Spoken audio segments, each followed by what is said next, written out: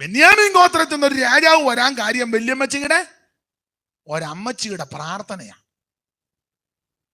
തെളിവ് നിങ്ങൾ വചനം പഠിക്കുന്നവർക്കറിയാം. യാക്കോബും തന്റെ കുടുംബമെല്ലാം കൂടെ പാർത്ത് ചേട്ടനെ പേടിച്ച് യാക്കോബ് ഓടി. ഒടുവിൽ പത്തനാരാമിൽ ചെന്നു. കിണറ്റങ്കരയെ വെച്ചൊരു ചെറിയ പ്രശ്നം, പുള്ളി ഏത് കേസും എടുക്കുന്നയാളാ. പ്രശ്നം പരിഹരിച്ചു. അവിടെ രണ്ട് പെണ്ണുങ്ങളായി ആടിനെ മേയിക്കുന്നതേ. വെള്ളം കുടിക്കുന്ന വിഷയം വന്നപ്പോൾ പുള്ളി കയറി ഏറ്റ് കാര്യമൊക്കെ പരിഹരിച്ചു. അപ്പൊ ഈ പെൺപിള്ളേർ രണ്ടും നോക്കിയപ്പം മനസ്സിലായി പാസ്റ്ററാന്ന്. അന്നിപ്പം പടുതിയൊക്കെ കണ്ടപ്പം പെൺപിള്ളേർ വീട്ടിൽ ചെന്ന് പറഞ്ഞു, അപ്പച്ചൻ ചോദിച്ചു, നിങ്ങൾ ഇന്ന് നേരത്തെ ഒരു പാസ്റ്റർ അതിലേ വന്നു, പുള്ളി അതിലെ പരിഹരിച്ച്. അപ്പച്ചൻ പറഞ്ഞു, എന്നാ വിളിച്ചോണ്ട് വരാൻ മേലായിരുന്നു. എഴുതിയിട്ടില്ലെങ്കിൽ എൻ്റെ ആശയമാണ്. പെൺപിള്ളേർ പറഞ്ഞു വിളിക്കണമെന്നുണ്ടായിരുന്നു, പക്ഷെ ഇനി അസംബ്ലീസ് കൊടാന്നോ IPC ഹാസോ അറിയാതെ വിളിച്ചോണ്ട് വന്നിട്ട് പിന്നെ ഓർഡിനേഷൻ കിട്ടിയതാണോ നമുക്കറിയത്തില്ല, അതുകൊണ്ടാണ് വിളിക്കാഞ്ഞത്. ഉടനെ അപ്പച്ചൻ പറഞ്ഞു, ഞാനന്ന് എവിടെ നിൽക്കുന്നത്? പുള്ളി കണത്തിങ്കരയുടെ അവിടെ ഉണ്ട്. അപ്പച്ചൻ വന്നപ്പം പുള്ളി ഇങ്ങനെ എങ്ങോട്ട് പോകണമെന്ന് അറിയാൻ പറ്റല്ലോ. അപ്പം യാക്കോബും ലാബാനും തമ്മിൽ കണ്ടപ്പം സന്തോഷമായി. അപ്പം ചോദിച്ചു, പേരെന്നെ? പേര് ജേക്കബ്. എവിടുന്നാ വരുന്നേ? എങ്ങോട്ട് പോവുക? അവൾ പറഞ്ഞു, എൻ്റെ അമ്മയുടെ ആങ്ങളാ. കാര്യമൊക്കെ പറഞ്ഞു. ആട്ടമോനെ നീയെ കണ്ടമാനം ക്ഷീണിച്ചല്ലോ. നേരത്തെ എന്തുവായിരുന്നു പരിപാടി? സുവിശേഷ വേലയായിരുന്നു. എവിടെ ആയിരുന്നു വേല? ഞങ്ങളുടെ ഏരിയയിലൊക്കെ ആയിരുന്നു വേല. ഇനിയിപ്പോൾ ഇവിടെ വരാൻ പുതിയ വേല വല്ലതും ഉണ്ടോന്ന്? കാരണം പഴയ വേലയൊന്നും ഇപ്പം ഏൽക്കുന്നില്ല. Pioneer work. അപ്പം ലാഭം പറഞ്ഞു, അയ്യോ ഇന്ന് ഇവിടെ വേലയുണ്ട്. ഇവിടെ ഈ പെണ്ണുങ്ങളായി സഭ ഭരിക്കുന്നത്, ആടുകളെയല്ല. ചില സഭകളെ, ചിന്നമ്മയുടെ സഭ, കുഞ്ഞുമാടെ സഭ, മേരിക്കുട്ടിയുടെ സഭ. മേരിക്കുട്ടി അവിടെ ഇരിപ്പുണ്ട്, പുള്ളിയെ മിണ്ടുന്ന പോലും ഇല്ല. മേരിക്കുട്ടിയുടെ സഭയല്ല, മേരിക്കുട്ടിയുടെ. അപ്പൊ ഇവിടെ ഇവരെ ഈ ആടിനെ തീറ്റുന്നത് എന്നെ ഏക്കുന്നു എന്ന് ചോദിച്ചു. പുള്ളി ആരെ കണ്ട ഊരെ പിടിക്കാന്നവരൊക്കെ ഏറ്റു. എന്തിനേറെ വീട്ടിൽ കൊണ്ടുപോയി അമ്മാച്ചൻ അവിടെ വെച്ചൊരു ചുംബനമൊക്കെ കൊടുത്തു. കുറെ വർഷം കഴിഞ്ഞ് മുഖഭാവമെല്ലാം മാറി, ആകെ ബുദ്ധിമുട്ടായി. അപ്പൊ യാക്കോബിന് മനസ്സിലായി ഈ വീട്ടിൽ നിന്ന് അതിന് ശരിയാകുകയല്ല. വയലിലേക്ക് ഭാര്യമാരെ വിളിച്ചു പറഞ്ഞു, നിങ്ങളുടെ ആങ്ങളമാർക്കും അപ്പനും ഒന്നും എന്നോട് വലിയ തൃപ്തിയില്ല. അപ്പൊ പെണ്ണുങ്ങൾ ചോദിച്ചാൽ അതിനെ ഇപ്പം ഒരു ഇളക്കം എന്നെ പറഞ്ഞു, ഞാൻ ഇന്ന് രാവിലെ അപ്പച്ചൻ്റെ മുഖത്തോട്ട് നോക്കിയപ്പോൾ അത് എൻ്റെ നേരെ പാണ്ടിരുന്നത് പോലെ അല്ല. എനിക്ക് മനസ്സിലായി. തന്നെയല്ല, നിങ്ങളുടെ ആങ്ങളമാർ രാവിലെ ഒരു ഡയലോഗ് അടിച്ചത് ഞാൻ കേട്ടു. മൂത്തവൻ അനിയനോട് പറഞ്ഞു, ബാബുട്ടി, നമ്മുടെ അളിയൻ ജേക്കബ് പാസ്റ്റർ ഇപ്പം ഇച്ചിരി നന്മയൊക്കെ പ്രാപിച്ച് ദൈവം അനുഭവിച്ചൊന്നുമല്ല. മറ്റേ ചോദിച്ചത് പിന്നെ എങ്ങനെ അച്ചായനെ കളിപ്പിച്ചാന്ന് ഞാൻ കേട്ടു. അതുകൊണ്ട് ഇനി നിങ്ങളുടെ അപ്പൻ്റെ മുഖം അത്ര നല്ലതല്ല, ഞാൻ ഇനി ഇവിടെ നിൽക്കുന്നില്ല, ഞാൻ എൻ്റെ നാട്ടിൽ പോവാം, നിങ്ങൾ വരുന്നോന്ന് പെണ്ണുങ്ങളോട്. അതുകൊണ്ട് പെണ്ണുങ്ങൾ പറഞ്ഞില്ലെങ്കിലും ആശിക്കും, ഇയോട് ഈ വരുന്നോന്നോ 10-15 പിള്ളേർ കൊണ്ട് ഞങ്ങൾ ഇതിനെങ്ങോട്ട് ഇവിടെ ഞങ്ങളും വരിക. പണ്ട് പിള്ളേർ പറയുന്നൊരു ഡയലോഗ് ഉണ്ടായിരുന്നു, ശ്രീമാൻ മുന്നേ ശ്രീമതി പുറകെ പിള്ളേരല്ല. നിങ്ങളത് കേട്ടിട്ടുണ്ടല്ലേ? ഞാനടുത്ത് എനിക്ക് മാത്രം അറിയാവുള്ളൂ. അങ്ങനെ യാക്കോബും ഭാര്യമാരും ദാസിമാരും എല്ലാം ലാബാന്റെ വീട് വിട്ടു പോരുക. പോന്ന കൂട്ടത്തിൽ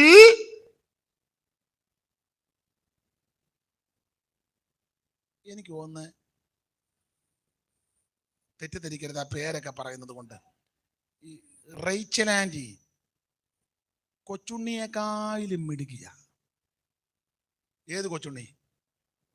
നിങ്ങളത് പറയണം. അതിനാ പഴയ മോഷ്ടാക്കട ലിസ്റ്റിൽപ്പെട്ട ആളാ കായംകുളം കൊച്ചുണ്ണി. പിന്നെ ഇത്തിക്കര പാക്കി, വെള്ളായണി പരമു. ഈ ഏരിയയിൽ വല്ലവരും ഉണ്ടോ പേര്? വേണ്ട, നിങ്ങൾ ഇവിടെ താമസിക്കുന്നതുകൊണ്ട് പറയണ്ട. അപ്പൊ എന്റെ ചിന്ത, റേച്ചൽ ആൻറ്റി ഇത്തിക്കര പക്കയേക്കാളും മിടുക്കിയ ന്യൂട്രൽ ഗൃഹബിംബം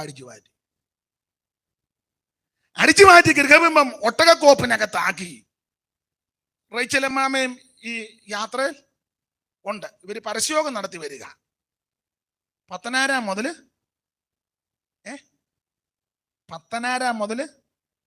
പരസ്യത്തിന് ഇഷ്ടം പോലെ ആണും പെണ്ണിന് എല്ലാ സ്റ്റോപ്പിൽ നിന്ന്. നിങ്ങൾക്ക് മനസ്സിലാകുന്നില്ലേ? കൃപയിൽ നിന്ന് നല്ല നിലവാരത്തിൽ പരസ്യയോഗം നടത്തുന്നവരുണ്ട്, അവർക്കായിട്ട് സ്തോത്രം. ഇതൊരു ബിസിനസ്സായിട്ട് കാണുന്നവരും ഉണ്ട്. ആട്ടെ, ഷാഢ്യത്തോടെ ആന്നേലും നമുക്ക് അങ്ങനെ ആശ്വസിക്കാം. അപ്പൊ ഈ അമ്മാമയും എല്ലാം കൂടി യാത്രയിൽ വന്നേ, അമ്മാമയും പാട്ടുമൊക്കെ പാടിയാ വരുന്ന, മോക്ഷയാത്രയാണിത് ഞാൻ നടപ്പത്. അപ്പൊ ഇത് വന്നൊരടി ഏതാ? ഒട്ടകോപ്പ്, അതിനകത്തല്ലയോ ബിംബം ഇട്ടേക്കുന്നേ. ഇത് അമ്മാമ്മയുടെ കസ്റ്റഡിയിലാ ഗൃഹബിംബം. അപ്പൊ പാട്ടുമൊക്കെ പാടിപ്പോ അമ്മാമ്മ തമ്പ് ക്യാമറും ഒക്കെ അടിക്കുന്നു, അമ്മാമ്മയുടെ കയ്യിലും ഉണ്ട്. മോക്ഷയാത്ര ആണിത്. അപ്പൊ ഇത് വന്നൊരടി. അപ്പോൾ അടുത്തുള്ളവർ ചോദിച്ചു, അമ്മാമ്മ അതെന്തോ ഉപകരണം? അത് പുതിയൊരു വാദ്യം സ്റ്റേറ്റ്സിൽ പോയപ്പോ കൊണ്ടുവന്നതാ. ആട്ടെ, എന്തിനേറെ ഇവര് ലാബാന്റെ വീട് വിട്ടു പോയി. ചില ദിവസം കഴിഞ്ഞപ്പോൾ ലാബാൻ അറിവ് കിട്ടി. ലാബാൻ യാക്കോബിനെ പിന്തുടർന്ന് ഗിലെയാദ് പർവ്വതത്തിലെത്തി. ആ ഭാഗമൊക്കെ നിങ്ങൾക്കറിയാം. ചുരുക്കി പറഞ്ഞാൽ ചോദിച്ചു, എൻ്റെ മോനെ, നീ എന്നോടൊരു വാക്ക് പോലും പറയാതെ നീ ഓടിപ്പോന്നു. ഒരു വാക്ക് പറയാതെ ഞങ്ങൾ നല്ലൊരു സെൻറ്റോ മീറ്റിംഗ്, വീണ മുരജം തമ്പുരു ഒക്കെ വെച്ചൊരു നല്ല സെൻറ്റോ മീറ്റിംഗ് വെക്കുകയില്ലായിരുന്നു. ഈ ആത്മാർത്ഥത ഇല്ലാത്തവരുടെ സെന്റ് ഓഫ് മേടിക്കാതിരിക്കുന്നതാ എന്തിനാ വെറുതെ? ചിലതിന് ഞാൻ ദൃക്സാക്ഷിക, ചിലത് പിന്നെ എനിക്ക് അറിയാം. ചില സഭയിലൊക്കെ പ്രശ്നങ്ങളൊക്കെ ഉണ്ട്. അവസാനം പാസ്റ്റർമാർ പോകുന്ന സമയത്ത് സെക്രട്ടറിയോ ട്രഷറോ അതിന് ചുമതലപ്പെട്ടൊരു വന്ന് പറയും, പാസ്റ്ററോട് നേരത്തെ പറയും, പാസ്റ്റർ ഞങ്ങൾ സഭയായിട്ട് ചില കാര്യങ്ങൾ തീരുമാനം, പാസ്റ്റർ ഫാമിലിയും കൂടെ ഫെയ്ത്ത് ഹോമിലോട്ടൊന്ന് ചില പാസ്റ്റർ. അപ്പൊ ചിലർ പറഞ്ഞ്, ഞാൻ എൻ്റെ കണ്ണിന് കണ്ട് ചെവിക്ക് കേട്ടതാ, ഒരു സദസ്സ് ഞാനും ഉണ്ട് അവരുടെ സഭയുടെ. അപ്പം അവർ പറഞ്ഞു, പ്രിയരെ, ഈ പാസ്റ്റർ വിടുന്ന പിന്നെ ഒത്തിരി പ്രശ്നങ്ങൾ ഉണ്ടായിട്ടുണ്ട്, നമുക്കതറിയാം. ഞാനും പാസ്റ്ററുമായിട്ട് ചില അഭിപ്രായ വ്യത്യാസങ്ങൾ വന്നു, കേസ് വരെ കൊടുത്തു. എന്നിരുന്നാലും നമ്മുടെ സഭയുടെ സ്റ്റാൻഡേർഡ് അനുസരിച്ച് നമുക്ക് പുള്ളിക്ക് എന്തെങ്കിലും ഒന്ന് അങ്ങോട്ടും ഇങ്ങോട്ടും പറയാവുന്നതെല്ലാം പറഞ്ഞ്, എന്നാ സ്റ്റാൻഡേർഡ് സഭയ്ക്ക്, അങ്ങോട്ടും ഇങ്ങോട്ടും കേസും കൊടുത്തു. പാസ്റ്റർക്കെതിരെ അവരും കൊടുത്തു, അവർക്കെതിരെ പാസ്റ്ററും കൊടുത്തു. നാട്ടുകാർ കയറി ഇടപെട്ടു, കസേര എടുത്ത് അടിച്ചു. ഇത് കണ്ടോണ്ട് നിഷ്കളങ്കരായ 4 കുടുംബം അവിടുന്ന് പിന്മാറി. എന്നിട്ട് ഈ പുള്ളി പറയാം, നമ്മുടെ സ്റ്റാൻഡേർഡ് ഇതാണോ സ്റ്റാൻഡേർഡ്? എനിക്ക് മനസ്സിലാകുന്നില്ല. നമ്മുടെ സ്റ്റാൻഡേർഡും സ്റ്റാറ്റസും ഒക്കെ അനുസരിച്ച് എന്തെങ്കിലും ഒന്ന്, എൻ്റെ അഭിപ്രായം അത് മേടിക്കാതിരിക്കുന്നതാണ് നല്ലത്, ഇത് കൊടുക്കാതിരിക്കുന്നതാ. ലാബാനാ പറഞ്ഞത്, നീ ബന്ധപ്പെട്ട് നിന്റെ വീടിന്റെ വിചാരം ഓർത്ത് ഓടിപ്പോന്നു. എന്നോടൊരു വാക്ക് പറഞ്ഞിരുന്നെങ്കിൽ ഞാനൊരു സെന്റോ മീറ്റിംഗ് അണ്ണ യാക്കോ പറഞ്ഞ, പക്ഷെ അത് ഒത്തില്ല, ഇനി പോന്നു. ആട്ടെ, ഇതെല്ലാം പറഞ്ഞപ്പോഴേ ഞാൻ ലാഭം പറഞ്ഞ, ആട്ടെ നീ ബന്ധപ്പെട്ട് പോന്ന്, എൻ്റെ ഗൃഹബന്ധം എന്തിനാ അടിച്ചു മാറ്റി? പുള്ളി ഗൃഹബന്ധത്തിന് വന്നതാ, ഇതെന്തിനാ അടിച്ചു മാറ്റി? യാക്കോ പറഞ്ഞു, ഞാൻ എടുത്തിട്ടില്ല. കാര്യം ഞാൻ നിന്റെ വീട് വിട്ടു പോന്നു നിന്നോട് പറഞ്ഞില്ല, അതൊക്കെ ശരി, പക്ഷെ നിന്റെ ഗൃഹബന്ധം ഞാൻ എടുത്തിട്ടില്ല, എൻ്റെ കൂടാരത്തിലുമില്ല. നിന്റെ വീട്ടിൽ ഞാൻ ആടുകളെ തീറ്റി, ഒരെണ്ണത്തിനെ ഞാൻ മോട്ടിച്ചില്ല. പകല് ഞാൻ വെയിൽ കൊണ്ടു, രാത്രി ശീതമേറ്റു, കാണാതെ പോയതിന് ഞാൻ ഉത്തരവാദിയ. ഞാൻ വിശ്വസ്തയോടെ, നീ 10 പ്രാവശ്യം എൻ്റെ പ്രതിഫലമൊക്കെ മാറ്റി, പക്ഷെ ഞാൻ വിശ്വസ്തയോടെ നിന്നെ സേവിച്ചു. നിന്റെ യാതൊന്നും ഞാൻ മോട്ടിച്ചിട്ടില്ല, പിന്നെ ഗൃഹബന്ധം ഞാൻ എടുത്തിട്ടില്ല. യാക്കോ പറഞ്ഞ്, കൂടാരമെല്ലാം കയറി പരിശോധിക്ക്, ആരുടെയെങ്കിലും പക്കൽ കണ്ടാൽ അവർ മരണയോഗ്യർ. യാക്കോ ലാബാൻ ഇത് കേട്ടോടനെ കൂടാരമെല്ലാം കയറി പരിശോധിക്കുക, മുഴുവൻ കൂടാരവും കയറി പരിശോധിച്ചു. ലേയാമ്മയുടെ കൂടാരത്തിൽ കയറി, ബിൽഗാമ്മയുടെ കൂടാരത്തിൽ കയറി, ശില്പാമ്മയുടെ കൂടാരത്തിൽ കയറി, പിള്ളേരുടെ എല്ലാം കൂടാരത്തിൽ കയറി, ആരിച്ച് പെറുക്കി അറ്റ കൈക്കാണ് റേച്ചൽ ആന്റിയുടെ കൂടാരത്തിൽ വന്നത്. അപ്പൻ്റെ ഇഷ്ടമോളാ, അപ്പൻ്റെ പൊന്നുമോളാ. അപ്പോൾ അപ്പച്ചൻ വന്ന് എൻ്റെ ഭാവനയാ, കോളിമ്പല്ലേ അടിച്ചല്ലേ കരകെ മുട്ടി, നമ്മുടെ അകത്തിരുന്ന് വെച്ചു, പ്രൈസ് ദി ലോർഡ്. ആരാ? Rachel aunty. Praise the Lord. ഉടനെ വെളി എന്ന അപ്പച്ചൻ അയാൾ എത്ര ഗുണം വന്നതല്ല. നമ്മൾ ഇതിലോട്ട് പ്രൈസറോട് പറഞ്ഞാണ് അവർ ലേലൂയ തിരിച്ചു പറയത്തില്ല ചെല്ല്. അപ്പൊ അകത്തിരുന്ന് റേച്ചൽ ആന്റി പ്രൈസ് ലോൺ റേച്ചലാന്നോടി. അപ്പം ശബ്ദം കേട്ട അപ്പച്ചനാന്നോ? അതെ. അപ്പച്ച കേറി വാ, നീ ഇങ്ങോട്ട് നടങ്ങി വന്ന ഒരു കാര്യം ചോദിക്കാനാ. എന്നാ അപ്പച്ച? എടി നിങ്ങൾ അവിടുന്ന് പോന്നേ പിന്നെ എന്റെ ഗൃഹബിംബം കാണുന്നില്ല. ഞാൻ തപ്പാവുന്നതിന്റെ പരമാവധി അവിടെ എല്ലാം തപ്പി, പിന്നെ ഇവിടെ വന്നിപ്പോ എല്ലാം തപ്പി കിട്ടിയില്ല. നിന്റെ കയ്യിലെങ്ങാനും ഉണ്ടോടി?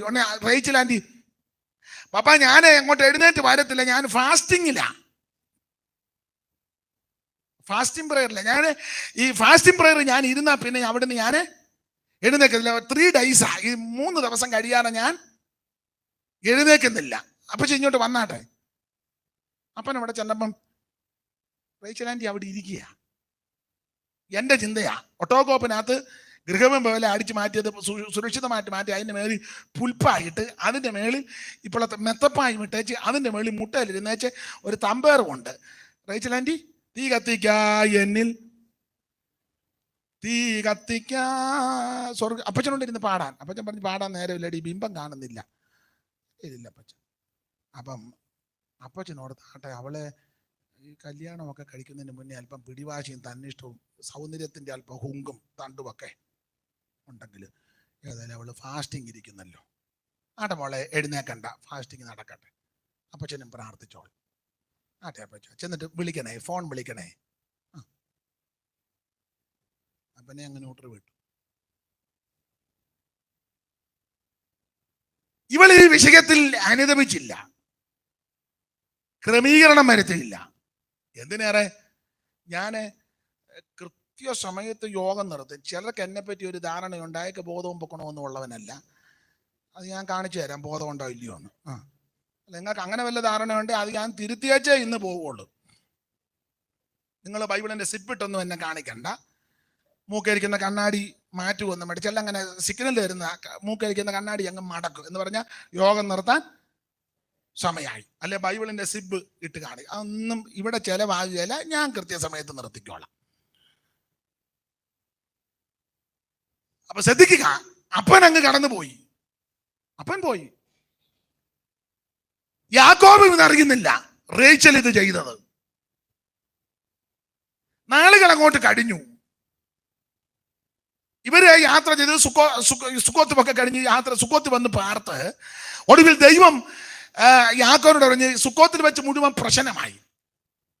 മുഴുവൻ പ്രശ്നം. 34-ാം അധ്യായത്തിൽ അപ്പന്റെ 2 മക്കളായി ശിമയോനും ലേവിയും വാളെടുത്ത് വെട്ടാൻ പോയി. ക്ഷിപ്രകോപികളായി എന്ന് പറഞ്ഞ ആത്മസംയമനമില്ലാത്ത 2 പിള്ളേര് ശേഖപൗരന്മാരെ വെട്ടിക്കൊന്നു. ഇത് കണ്ടോണ്ട് അപ്പം പറഞ്ഞു, നിങ്ങൾ ഈ ദേശത്ത് തന്നെ നാറ്റിച്ചെന്ന്. എന്നെ നാറ്റി, നിങ്ങൾ പെന്തിക്കോസ് നാറ്റിച്ചു. നിങ്ങൾ ഈ പെന്തിക്കോസ് നാറ്റിച്ചു. പെന്തിക്കോസിന് പവിത്രതയുണ്ട് കേട്ടോ. പെന്തിക്കോസിന് ഇതിന്റെ മൂല്യമുണ്ട്. പെന്തിക്കോസിന് ഇതിന്റെ സ്റ്റാൻഡേർഡ് ഉണ്ട്. ചില പറഞ്ഞ പെന്തിക്കോസുകാർ സ്റ്റാൻഡേർഡ് ഇല്ല. പെന്തിക്കോസിനാ സ്റ്റാൻഡേർഡ്. പക്ഷെ ചിലര് അവരുടെ ജീവിതം കൊണ്ടിത് നാറ്റിച്ചു. പെന്തിക്കോസിനൊരു കുഴപ്പവും വന്നിട്ടില്ല. അവിടെ ഒരു പാസ്റ്റർ അത് എഴുതും, ഇവിടെ ഒരു പാസ്റ്റർ അതങ്ങ് ഇനിയും പാസ്റ്റർമാരെ എന്തെല്ലാം ചെയ്യും. പെന്തിക്കോസിനൊരു കുഴപ്പവും വരികയല്ല. ആ സഭയെ പ്രശ്നം, ഈ സഭയെ പ്രശ്നം, അതൊക്കെ നടക്കും. ഇതിനകത്ത് ജീവിക്കുന്ന പെന്തിക്കോസുകാരുണ്ട്. പരമാർത്ഥതയോടെ, വിശ്വസ്തയോടെ, വിശുദ്ധിയോടെ കർത്താവിന്റെ വരവനായി കാത്തിരിക്കുന്ന, നോക്കി പാർക്കുന്ന അനേക പെന്തിക്കോസുകാരുണ്ട്. സ്തോത്രം. അവിടെ ഒരു ജോർജ് അത് ചെയ്തു, അവിടെ ഒരു കണ്ണൻ അല്ലെ തമ്പി അല്ലെ തൂമ്പി അത് ചെയ്തു, ഇത് ചെയ്തു, അല്ലെ അവനെ യവനെ, ഞാൻ പേരുകളൊന്നും ഇപ്പൊ പറയുന്നില്ല. അതുകൊണ്ട് കണ്ണൂരുകാരൻ അത് ചെയ്തു, കോഴിക്കോട്ടുകാരൻ ഇത് ചെയ്തു, ആഞ്ഞിലിത്താരക്കാരൻ അത് ചെയ്തു, പത്തനംതിട്ടക്കാരൻ, അതൊക്കെ അങ്ങനെ ചെയ്യും, അതൊക്കെ നടക്കും. പക്ഷെ പെന്തിക്കോസിനൊരു കുഴപ്പവും വരികയല്ല. Price the Lord. ഇതിനൊരു കുഴപ്പവും വരികയല്ല. അവൻ കുഴപ്പം നമുക്കാ, പെന്തിക്കോസിന് കുഴപ്പമൊന്നും വരികയല്ല. ഇനി നിങ്ങളെല്ലാം പിന്മാറിപ്പോയാലും പെന്തിക്കോസിന് കുഴപ്പം വരികയല്ല. സ്തോത്രം. നിങ്ങൾ ഈ ദേശത്ത് തന്നെ നാറ്റിച്ചു. അപ്പം പറഞ്ഞു. രൂപന്റെ കാര്യം പൊതുവിൽ വായിക്കുന്നില്ല. 35-22 എടുക്കേണ്ടതാണ്. സ്തോത്രം. മാമ വാക്യം കണ്ടെന്ന് തോന്നുന്നു. 30-ാം വാക്യമാണോ? വായിച്ചേ. ആ ആ ആ കനാന്യരുടെയും പെരിസ്യരുടെയും മുൻപാകെ നാറ്റിച്ച്. ഒരു പദവും കൂടെ ഉണ്ട്. വിഷയമല്ല, വിഷയമാക്കണ്ട, വിഷമത്തിലാക്കി. അതാ വിഷയമൊന്നും ആക്കണ്ട.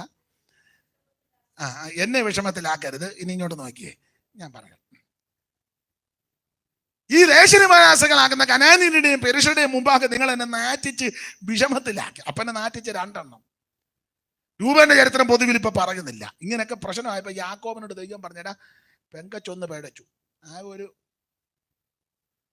താഴെ വെച്ച ഊർമ്പരിക്കും തലയെ വെച്ച പേന്റിക്കും എന്ന് പറഞ്ഞ് വളർത്തിക്കൊണ്ട് വന്നതാ. ഞാനങ്ങ് പേരിടുക ദീന ലേയ ജേക്കബ്.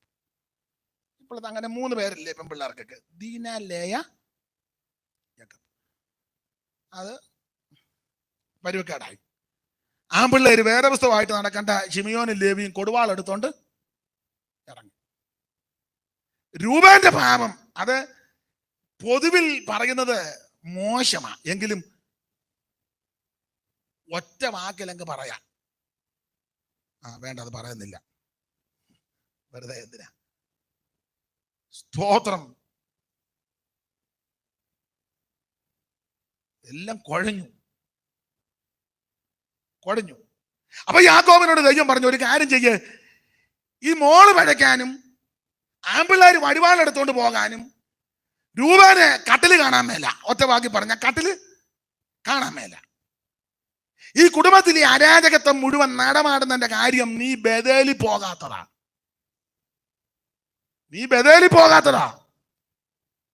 ഉടുതുണിക്ക് മറുതുണിയില്ലാതെ കയറി കിടക്കാൻ ഇടമില്ലാതെ സഹോദരനെ ഭയപ്പെട്ട് വീട്ടിൽ നിക്കക്കല്ലില്ലാതെ നീ ഓടി ഒരു സ്ഥലത്ത് വന്നപ്പോ കുറുക്കന്റെ ശബ്ദമല്ലാതെ വേറൊന്നും ഇല്ലായിരുന്നല്ലോ. കുറുക്കൻ ഓളിയിടുന്ന ശബ്ദമല്ലേ കേട്ടത്?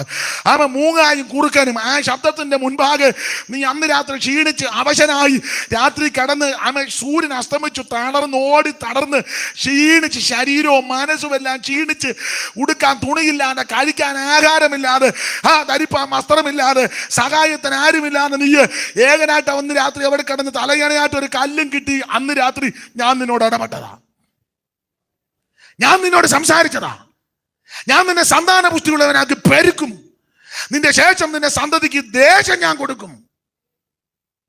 ഇല്ലേ? തലയിണയായി കൽമാത്രം എന്നെണ്ണുമ്പോൾ കോവേണിയിൽ ദൂതന്മാരിറങ്ങി വരും. തലയിണയായി കൽമാത്രം എന്നെണ്ണുമ്പോൾ കോവേണിയിൽ ദൂതന്മാരിറങ്ങി വരും. പിളർന്നതാ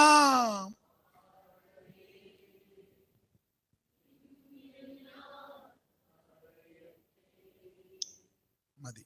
നിങ്ങൾ പാടി വിഷമിക്കുന്നുണ്ടെന്ന് എനിക്കറിയാം. തന്നെയല്ല, സമയവും അടുത്തുകൊണ്ടിരിക്കുന്നു. ഈ പാട്ട് പാടി ഒരു വിലക്കം വീണ പിന്നെ ഞാൻ അതിന് പ്രാർത്ഥിക്കാം. എനിക്കാണെങ്കിൽ അങ്ങനെ വലിയ വരപ്രാപ്തിയുള്ള ആളും വിലക്കം വീണാൽ നിങ്ങൾ പിന്നെ ഇങ്ങനെ തന്നെ പോകേണ്ടി വരും. പാടണം.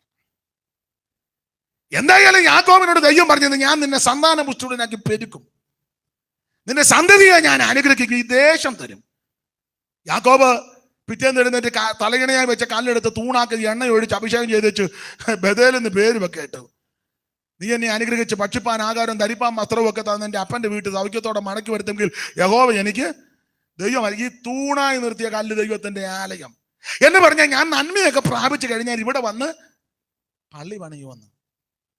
പക്ഷെ നിനക്ക് തലമുറയെ കിട്ടി, ഭാര്യമാരെ കിട്ടി, സമ്പത്ത് കിട്ടി, പുള്ളി മറുകുള്ളതൊക്കെ ഇഷ്ടം പോലെ കിട്ടിയപ്പോ നീ ദൈവമായിട്ടുള്ള ഉടമ്പടി തെറ്റിച്ചു. നീ സുഖവാസം തേടി സുക്കോത്തിൽ പോയി ചെന്നുടനെ വീട് പണിത ഉടനെ നീ കന്നുകാലിക്കൊരു തൊഴുത്തും കെട്ടി. ചിലക്ക് സുവിശേഷ വിലയ്ക്ക് വന്ന ഉടനെ വന്നു കഴിഞ്ഞ ഉടനെ വീട് വെക്കണം. സുവിശേഷ വിലയ്ക്ക് പാസ്റ്റർമാരാതിന് വീട് വെച്ചോ, ആത്മാക്കളെ നേടിയോന്ന് ചോദിക്കുകയല്ല, വീട് വെച്ചോ. എന്നെ പറഞ്ഞില്ല, വീട് വെച്ചില്ല. ഇത്ര നാളായിട്ട് എത്ര നാളായിട്ട്? എടാ, നീ സുവിശേഷ വിലക്ക് ഇറങ്ങിയപ്പോൾ വീട് വെക്കാനാണോ ഇറങ്ങിയേ? അല്ലല്ലോ. വണ്ടി മേടിക്കാനാണോ ഇറങ്ങിയേ? അല്ലല്ലോ. നിനക്ക് വീടും വണ്ടിയൊക്കെ ആവശ്യമാണെങ്കിൽ അതിന്റെ സമയത്ത് ദൈവം തന്നോളൂ. അതല്ലല്ലോ നമ്മുടെ വിഷയം. ആത്മാക്കളെ നേടുന്നതല്ലേ, ആരാധിക്കുന്നതല്ലയോ, പ്രാർത്ഥിക്കുന്നതല്ലയോ? ഇത് പുള്ളി നന്മയൊക്കെ കിട്ടി കഴിഞ്ഞ നേരെ സുക്കോത്തി പോയി ചെന്നുടനെ വീട് പണിതു. കന്നുകാലിക്കെല്ലാം ഒരു തൊഴുത്തും കെട്ടി. ഈ പാലും വെണ്ണയൊക്കെ ഇഷ്ടം പോലെ. പിള്ളേർ ഇത് കുടിച്ച് കഴിച്ചപ്പോ പിള്ളേർക്ക് കുത്തല്. കണ്ടമാനം ആകാരം ചെന്നാലും പിന്നെ ഞങ്ങളുടെ നാട്ടിൽ തീൻകുത്തൽ എന്നാ പറയുന്നത്. തീൻകുത്തൽ അല്ലെ തീറ്റിക്കുത്തല് അല്ലെ. പഴയ ആൾക്കാർ വരെ എല്ലിനിടയിൽ കയറിയതാണ്. പെന്തിക്കോസിലിവരായി ഇപ്പം വന്നേക്കുന്ന തീൻകുത്തല. പഴയ പരിവക്കേടെല്ലാം ദൈവം മാറ്റി. പണ്ട് ചെറ്റപ്പുരയായിരുന്നു. ചെറ്റപ്പുര കറണ്ട് ഒന്നുമില്ലായിരുന്നു. ചെറ്റി അങ്ങോട്ട് തട്ടുക, ക്രോസ് ഒരു കമ്പ് വെക്കുക, എല്ലാവരും യോഗത്തിന് വരിക. ഇപ്പം നല്ല വീടുകളായി. ഒരു പൂട്ട് ഈട്ടിയുടെയും തേക്കിൻ്റെ ഒക്കെ ഒരു പൂട്ട് പൂട്ടി, 2 പൂട്ട് പൂട്ടി, ഇപ്പൊ 3 ഒക്കെ ഉണ്ടെന്ന് 3 പൂട്ടി തെള്ളി നോക്കി പെരക്ക് യുദ്ധം നടന്നു. പണ്ട് ചാണകം ഇട്ട് മേടിക്കുന്നത് അറിയായിരുന്നു. ചാണകം. ഇപ്പൊ എല്ലാം ടൈൽസ്, ഗ്രാനൈറ്റ്. ഞാനതിനെതിരല്ല, നല്ലത്. പക്ഷെ ദൈവമായിട്ടുള്ള ബന്ധത്തിന് ഭംഗമായി. സ്തോത്രം. ഈ നന്മയെല്ലാം കിട്ടിയപ്പോൾ ഇവൻ സുഖവാസം തേടി സുക്കോത്ത് വന്ന് വീട് പണിത് കന്നുകാലിക്ക് തൊടുത്തും കെട്ടി. അവിടെ പിള്ളേർ ഇതെല്ലാം കൂടെ കടിച്ചു കുഴിച്ച് പിള്ളേരെ ഇളകി.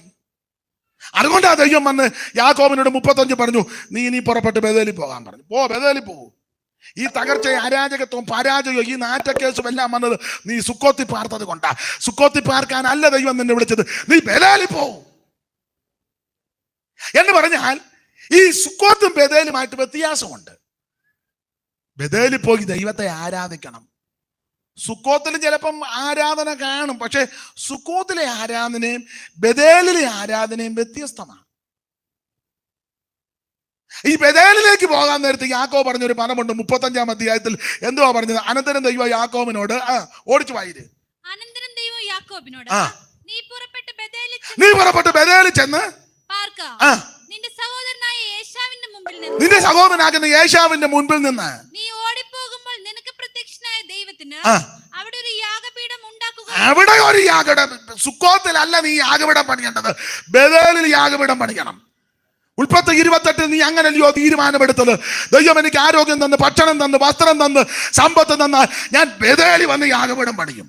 പക്ഷേ ദൈവം നിനക്ക് നന്മയും സമ്പത്തും ഒക്കെ തന്നപ്പോൾ നീ പഴയ തീരുമാനമെല്ലാം വ്യതിചലിച്ചു. നീ സുക്കോത്ത്. അതായി പ്രശ്നങ്ങൾ. ഇനി ബേഥേലിൽ പോ.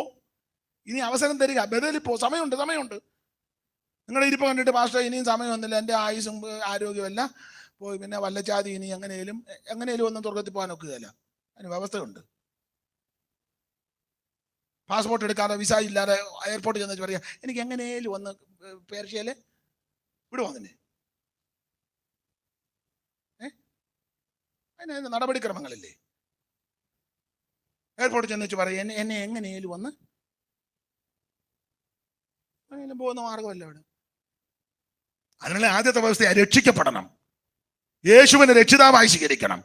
2, ഇത് വൈകിട്ട് പറയാനായിരുന്നു, എന്തെങ്കിലും ഓടിച്ച് പറയാ. 2, വെള്ളത്തിൽ മുങ്ങി സ്നാനപ്പെടണം. അല്ല എങ്ങനെയും പോക്ക് നടക്കുകയല്ല. 3, അഭിഷേകം പ്രാപിക്കണം. നിന്നെന്നൊക്കെ ചെല്ല് പറഞ്ഞ് നമുക്ക് തർക്കിക്കണ്ട, അവർക്ക് കിട്ടാൻ പ്രാർത്ഥിക്കാം. ഇത് നിന്നിട്ടൊന്നുമില്ല. സ്തോത്രം. തിരുമേശ എടുക്കണം. തിരുമേശയായിട്ട് വരുമ്പോ ഇങ്ങനെ സായിബാബ ഇരിക്കും പോലെ ഇരിക്കരുത്. കണ്ടിട്ടില്ലേ പടത്ത് സായിബാബൻ?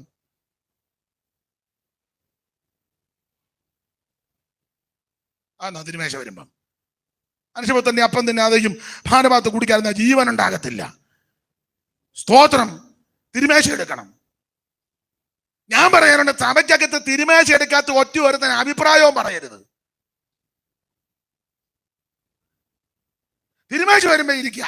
കമ്മിറ്റി കൂടുമ്പോ ഇവന്റെ കസ മിണ്ടി പോകരുത്. നീ ഞാൻ ശനിയാഴ്ച വൈകിട്ട് പറയാനായിരുന്നത്. പ്രാഗൽഭ്യം വേണ്ടേ? സ്തോത്രം. എങ്ങനെയാലും മേളി പോകത്തില്ലെന്ന് വ്യവസ്ഥയുണ്ടെന്ന്. അതുകൊണ്ടാണ് യാക്കോബ് പറഞ്ഞത് നമുക്ക് ബേഥേലിലോട്ട് പോകണം, ബേഥേലിൽ പോകണം. അവിടെ ചെന്ന് യഹോവയ്ക്ക് ഒരു യാഗപീഠം. വായിച്ചേ മോളെ, ഓടിച്ച് വായിച്ചേ.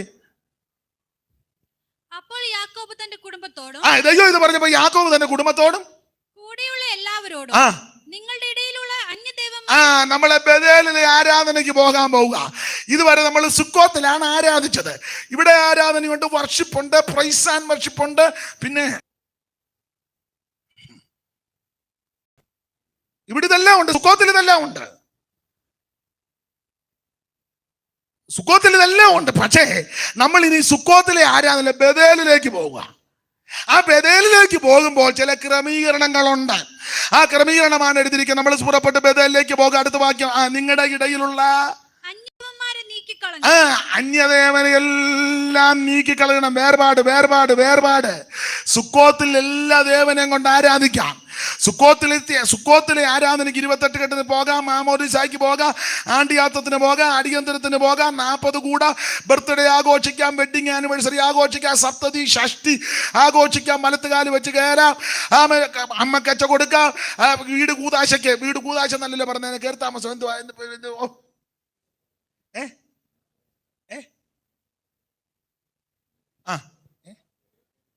ഇവിടെ പെരേക്കര് കൂടുതലെന്നാണോ? ആയിക്കോട്ടെ, അങ്ങനെ ആയിക്കോട്ടെ, അതിന് എതിരില്ല. പാല് കാച്ചല് ഇതെല്ലാം സുക്കോത്തി പറ്റും. പക്ഷെ ബേഥേലിലെ ആരാധന വേർപാടിന്റെ ആരാധനയാണ്. അന്യദേവനെയെല്ലാം നീക്കണം, അന്യദേവനെയെല്ലാം നീക്കണം. പിന്നെ ശുദ്ധീകരിക്കണം. പിന്നെ വസ്ത്രം മാറണം. അയ്യോ, സുക്കോത്തിൽ ഏത് വസ്ത്രവും ഇട്ടുകൊണ്ട് പ്രൈസ് ആൻഡ് വർഷിപ്പിന് കൂടാം. പക്ഷെ ബേഥേലിലൊക്കത്തില്ല. ബേഥേലിന്റെ ആരാധന വേർപാടിന്റെ ആരാധന. സുക്കോത്തിലെ ആരാധനയ്ക്ക് കാച്ചട്ട ഇടാൻ കുഴപ്പമില്ല, ഒരു ടീഷർട്ട് വിടാം. ജീസസ് ഒരു കുഴപ്പമില്ല, ആരും ഒന്നും പറയത്തുമില്ല. മുടി വളർത്തി വെച്ച് ഒരു റബ്ബർ ബാൻഡ് ഇടാം. ഇത് അടിക്കുമ്പോൾ അതിങ്ങനെ എലിവാല് പോയി ചുണ്ടലിയുടെ വാല്. സുക്കോത്തിലെ ആരാധന പറ്റും. ഇവിടെ വെക്കാം, ഇവിടെ ഇച്ചിരി വെക്കാം. സുക്കോത്തിലെ ഇച്ചിരി ഇടാം, ഇവിടെ ചില സുക്കോത്തിലെ ആരാധനയെ. പക്ഷെ ബേഥേലിന്റെ ആരാധന വേർപാടിൻ്റെതാണ്. ബാക്കി വൈകിട്ട് പറയാം. ഇത് പോരെ, ഇന്ന് പകൽ ഇത് പോരെ പറ. നിങ്ങൾ എന്തെങ്കിലും പറ. ഇത് ഇനിയും വേണോ? വേണ്ട, വൈകിട്ട് പോരെ. സ്തോത്രം. ബേഥേലിലെ ആരാധനയ്ക്കാണ് നിന്നെ കണ്ടത്. സുക്കോത്തി കടന്ന് നാറ്റക്കേസ് പിടിച്ച് നിന്റെ ആയുഷ് നഷ്ടപ്പെടുത്താനല്ല അവൻ ദൈവം നിന്നെ വിളിച്ചിറക്കിയത്. ബേഥേലിന്റെ ആരാധന വേർപാടിന്റെ ആരാധനയാണ്. കരമുയർത്തി ദൈവത്തെ സ്തുതിക്ക്.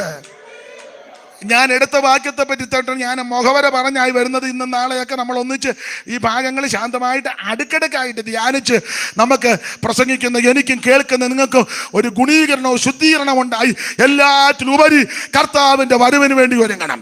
ഈ യോഗങ്ങൾ കഴിയുമ്പോൾ ജീവിതത്തെ ക്രമീകരിക്കണം. അടുത്തിരിക്കുന്നവരെ ക്രമീകരിക്കേണ്ട, അടുത്തിരിക്കുന്നവൻ വിവേചിക്കേണ്ട, തന്നെത്താൻ ശോധന ചെയ്ത് നമ്മുടെ ജീവിതത്തെ ക്രമപ്പെടുത്തി കർത്താവിൻ്റെ വരവിന് വേണ്ടി ഒരുങ്ങുവാൻ എല്ലാവരും പ്രാർത്ഥിച്ചാട്ടെ. ഈ പകല് ഇവിടെ ഗായക സംഘം നല്ല പാട്ടുകളൊക്കെ പാടിയല്ലോ. ഒരു സമർപ്പണ ശീലുകൾ പാടി നമുക്ക് പകല് പിരിയാം. സമർപ്പണത്തോടെ കൈമലർത്തി ഒക്കുന്നെങ്കിൽ, അല്ലെങ്കിൽ ഹൃദയം ഒന്നുകൂടെ സമർപ്പിച്ച് ഒരു സമർപ്പണത്തോടെ ആ ഈരടികൾ ചേർന്ന് പാടി നമുക്കെന്ന് പ്രാർത്ഥിച്ചങ്ങ് പിരിയാം. മുറ്റിഞ്ഞാൻ താരും നീതാ ഭൂനീച്ചേ മുഴുവൻ ദേഹം ഈ സമസ്തം എന്നേക്കും നിന്റേതു ഞാൻ. ദേഹം ഈ സമസ്തം എന്നേക്കും നിന്റേതു. ശരണം എൻ കർത്താവേ, വാഴ്ത്തപ്പെട്ടകുഞ്ഞാടേ,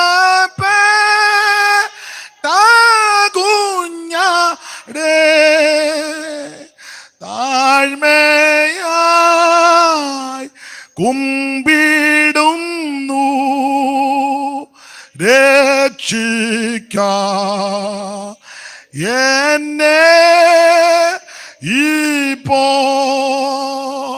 താഴ്മയായി കുമ്പിടുന്നു രക്ഷിക്ക എന്നെ. പ്രിയരെ, ഒരു സമർപ്പണത്തോടെ നമുക്ക് ഇന്ന് പകൽ പിരിയാം.